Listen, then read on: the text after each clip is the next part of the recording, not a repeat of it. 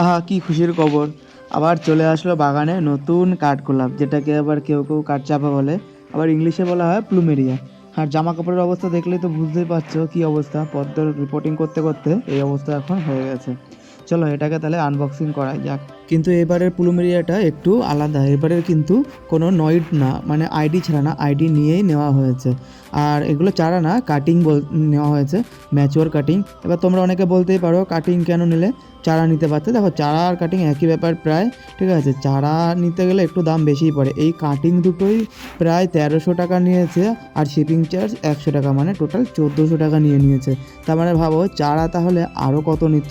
দেখো প্লুমেরিয়ার যেগুলো আইডি হয় সেগুলো একটু দাম বেশি হয়।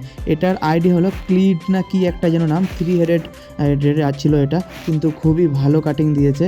আর এটা মুনলাইট, এটা সত্যিই অসাধারণ, দেখতেই তো পাচ্ছ কত সুন্দর দেখতে।